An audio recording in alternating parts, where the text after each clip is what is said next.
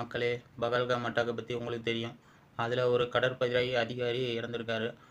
இப்போ என்ன விஷயம் அப்படின்னா, அந்த கடற்படை அதிகாரி மனைவி இப்போ சில தினங்களுக்கு முன்பு அவருடைய பிறந்த நாளை முன்னிட்டு இரத்த தானம் வழங்கும் மையத்தை உருவாக்குனாங்க. அதில் வந்து இரத்த தானம் கொடுக்க வந்த மக்கள், கலந்துக்க வந்த மக்கள் எல்லாம் பார்த்து நன்றி செலுத்திட்டு ஒரு விஷயம் பேசினாங்க.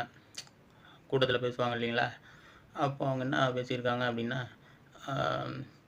இப்போது இந்த காஷ்மீரில் ஏற்பட்ட இந்த தீவிரவாத தாக்குதலால் யாரும் இந்தியாவில் இருக்க இஸ்லாமியர்களையும் இல்லை காஷ்மீரில் இருக்கக்கூடிய மக்களையோ என்ன வெறுக்கக்கூடாது அப்படின்னு சொல்லியிருக்காங்க போல இருக்குது. சரிங்களா?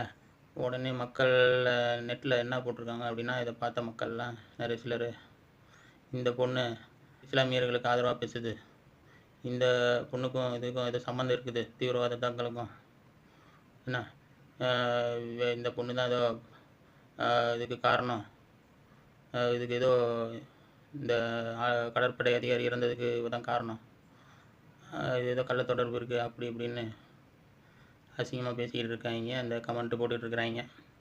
நான் என்ன சொல்கிறேன், இந்த மாதிரி நெட்டில் வாய்க்கு வந்தபடி கமெண்ட்டு போடுறவங்கலாம் ரோட்டில் ஒருத்தன் அடிபட்டு கிடந்தாங்க கூட அவனுக்கு உதவ பயந்துக்குவானுங்க. இல்லை ஒருத்தனுக்கோ அநீதி நடந்தால் அதை தட்டி கேட்கவும் கூட பயந்துக்குவானுங்க ரோட்டில். ஆனால் இந்த மாதிரி யாரும் நம்மளை பார்க்க மாட்டாங்க அப்படின்னு தெரிஞ்சுட்டு நெட்டில் இவனுக்கு பாட்டுக்கு விசிறி அடிப்பாங்க கமெண்ட்டை, ரொம்ப நல்லவனுங்க மாதிரி. சரிங்களா? இவனுங்கெல்லாம் விஷயமே வேற ஒரு விஷயமா இருக்கும். ஆனால் இவனுக்கு எல்லாத்தையும் கண்டுபிடிச்சிட்ட மாதிரி அசிங்கமாக திட்டுறது பேசுகிறது, இவனுக்கு ரொம்ப நல்லவன் மாரி அடுத்தவங்களை அசிங்கமாக பேசுகிறது, அவனை அப்படி பண்ணணும் இப்படி பண்ணணும் அப்படின்ட்டு ரொம்ப கமெண்ட்லாம் அடிப்பானுங்க, போடுவானுங்க.